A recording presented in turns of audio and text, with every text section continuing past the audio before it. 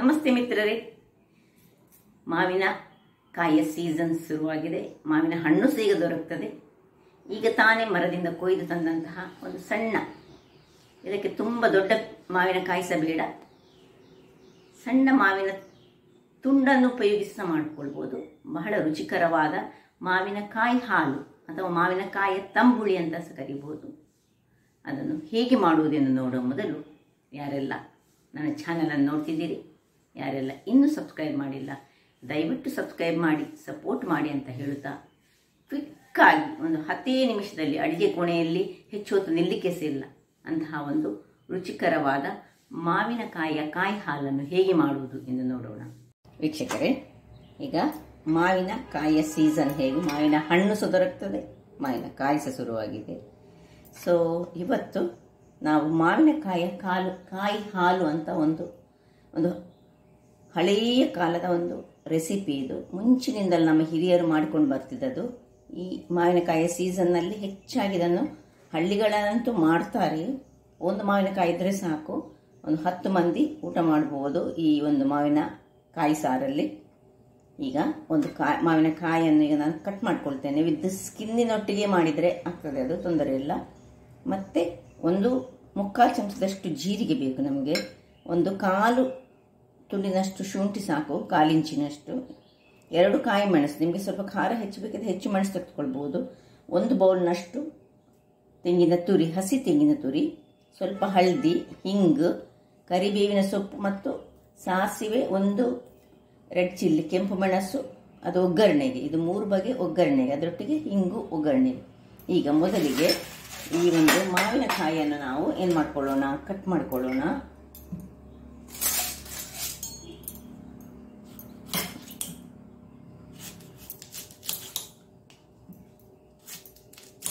ಎಲ್ಲ ಮಾವಿನ ತುಂಡುಗಳನ್ನಾಗಿ ಮಾಡಿ ತೋರಿಸ್ತೇನೆ ನಾನು.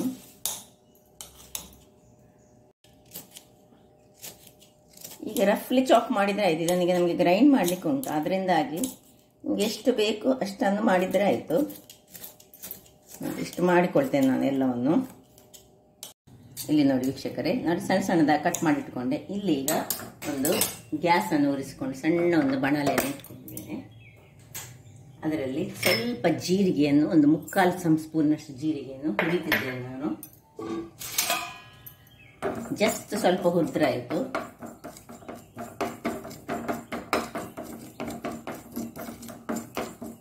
ಎಣ್ಣೆ ಎಲ್ಲ ಏನು ಹಾಕೊಳ್ಳೋದು ಬೇಡ, ಇಷ್ಟು ಕಲರ್ ಚೇಂಜ್ ಆದರೆ ಆಯ್ತು ಅದರದ್ದು, ಸಾಕು. ಇದನ್ನು ನೋಡಿ ಪಟ್ ಹೇಳುವಾಗ ಆಫ್ ಮಾಡ್ಕೊಳ್ಳೋಣ. ಅದರಲ್ಲಿ ತಣ್ಣಗಾಗಲಿ. ಇಲ್ಲಿ ಒಂದು ಮಿಕ್ಸಿ ಜಾರನ್ನು ತೆಗೆದುಕೊಂಡು ನಾವು ಇದರಲ್ಲಿ ಈ ಮಾವಿನ ಹೋಳುಗಳನ್ನು ಹಾಕೊಳ್ಳೋಣ.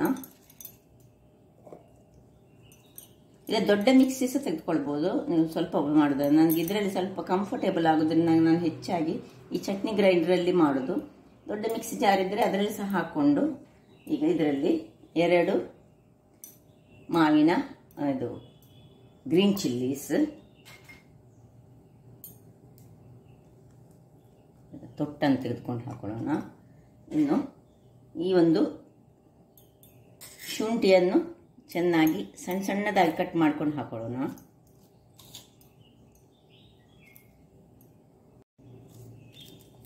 ಶುಂಠಿ ಹೆಚ್ಚು ಹಾಕ್ಲಿಕ್ಕೆ ಹೋಗಬೇಡಿ, 1/4 ಇಂಚು ಮಾತ್ರ ಸಾಕು. ಇನ್ನು ಇಲ್ಲಿ ನೋಡಿ, ಇದು ತಣ್ಣಗಾಗಿದೆ ಸ್ವಲ್ಪ, ಇದನ್ನು ಹಾಕೊಳ್ಳೋಣ.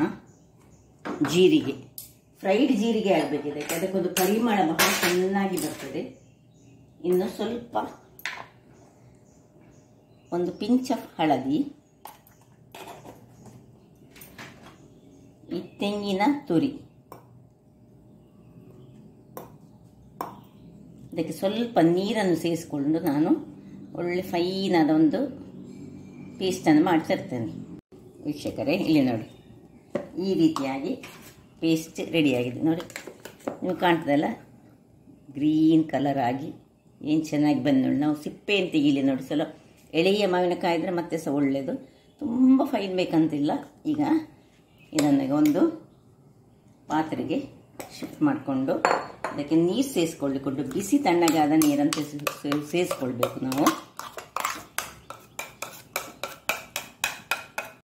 ನೋಡಿ ಹೀಗೆ ಪೇಸ್ಟ್ ಆಯ್ತಲ್ಲ. ಈಗ 2 ಲೋಟಗಳಷ್ಟು ನೀರು ನಮಗೆ ಬೇಕು. ಸುಲಿಗೆ ಸ್ವಲ್ಪ ಮಿಕ್ಸಿ ತೊಳೆದ ನೀರನ್ನು ಹಾಕೊಳ್ಳೋಣ.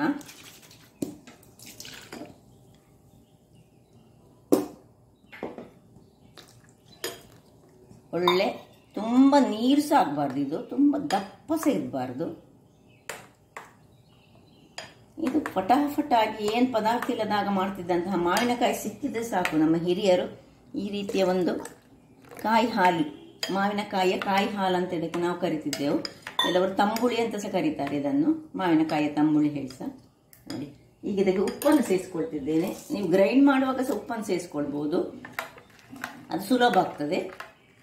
ಇಲ್ಲಿ ಉಪ್ಪು ಹುಳಿ ಖಾರ ಸರಿ ಉಂಟು ನೋಡಬೇಕು. ನೋಡಿ ಸ್ವಲ್ಪ ದಪ್ಪ ಆಯಿತು. ಬಿಸಿ ತಣ್ಣಗಾದ ನೀರನ್ನೇ ಹಾಕೊಳ್ಳಿ.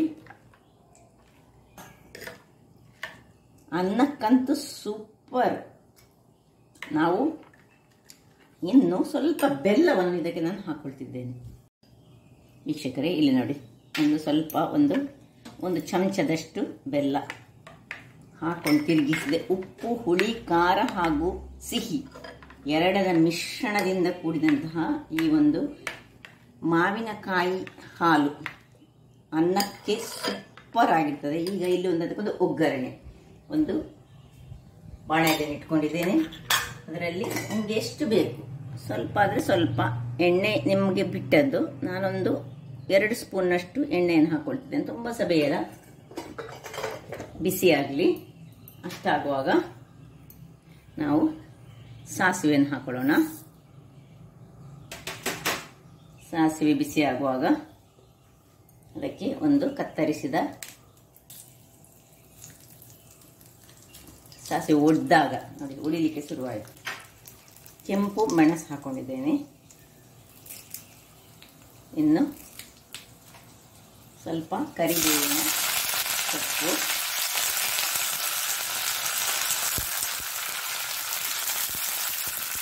ಕೊನೆಯದಾಗಿ ನಾವು ಈಗ ಹಿಂಗನ್ನು ಹಾಕೊಳ್ತಿದ್ದೇನೆ. ನಾನು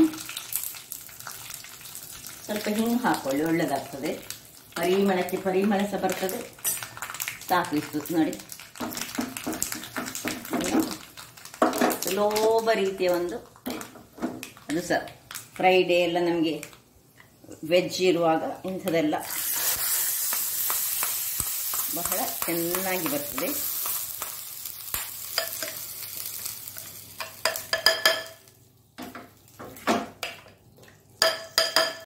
ಒಗ್ಗರಣೆ ರೆಡಿ ಆಯಿತು. ಇಲ್ಲಿ ನೋಡಿ ಏನು ಚೆನ್ನಾಗಿ ಬಂದಿದೆ ನೋಡಿ.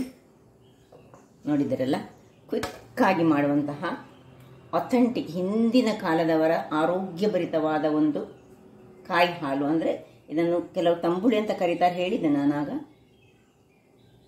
ಕ್ವಿಕ್ಕಾಗಿ ಈ ಸಮ್ಮರ್ ಸೀಸನ್ನಲ್ಲಿ ನಮಗೆ ಹೆಚ್ಚು ಅಡುಗೆ ಕೋಣೆಯಲ್ಲಿ ಇರಲಿಕ್ಕೆ ಖುಷಿ ಆಗೋದಿಲ್ಲ. ಆಗ ಇಂತಹ ಒಂದು ಸುಲಭ ರೀತಿಯ ಖಾದ್ಯಗಳನ್ನು ಮಾಡಿದರೆ ಬಹಳ ಉತ್ತಮ.